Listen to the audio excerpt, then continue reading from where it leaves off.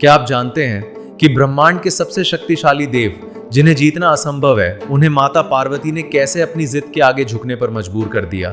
सदियों से हमने प्रेम की कई कहानियां सुनी हैं, लेकिन एक प्रेम ऐसा है जिसका न आदि है और न अंत। ये कहानी है वैराग्य और शक्ति के मिलन की। जब ब्रह्मांड के स्वामी महादेव ने सती के वियोग में खुद को दुनिया से अलग कर लिया था, तब माता पार्वती ने अपने कठिन तप से उन्हें फिर से पाने का संकल्प लिया।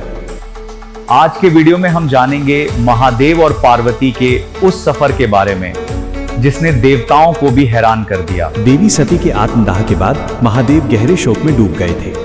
उन्होंने दुनिया के सारे सुख त्याग दिए और कैलाश पर्वत की कंदराओं में समाधि ले ली। शिव अब केवल एक वैरागी थे, जिन्हें न संसार से कोई मोह था और न ही किसी उत्सव से। उधर तारकासुर नाम के असुर ने चारों ओर तबाही मचा रखी। उसे वरदान था कि उसे केवल शिव का पुत्र ही मार सकता है, लेकिन शिव तो समाधि में थे। देवताओं को चिंता हुई कि अगर शिव का विवाह नहीं हुआ तो संसार का अंत निश्चित है।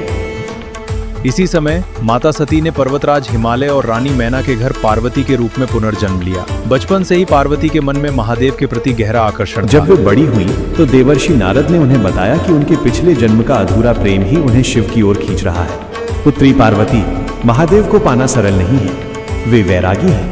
उन्हें पाने के लिए तुम्हें अपनी सुंदरता का नहीं, बल्कि अपनी अटूट श्रद्धा का परिचय देना होगा। देवताओं ने कामदेव को शिव की समाधि भंग करने भेजा ताकि वे पार्वती को देख सकें। क्रोध में आकर महादेव ने अपना तीसरा नेत्र खोला और कामदेव को भस्म कर दिया। पार्वती समझ गईं कि बाहरी सौंदर्य से महादेव को नहीं जीता जा सकता। अब शुरू हुई माता पार्वती की कठिन तपस्या। उन्होंने महल के सुख छोड़ दिए, अन्न त्याग दिया और केवल पत्तों पर जीवित रहीं, जिसके कारण उनका नाम अपर्णा पड़ा। पार्वती की भक्ति देखकर महादेव का आसन डोलने लगा। वे एक वृद्ध ब्राह्मण का रूप धारण कर पार्वती के पास पहुंचे और शिव की बुराई करने लगे। देवी, तुम उस श्मशान निवासी, गले में सांप लपेटने वाले और भस्म लगाने वाले शिव से विवाह क्यों करना चाहती हो?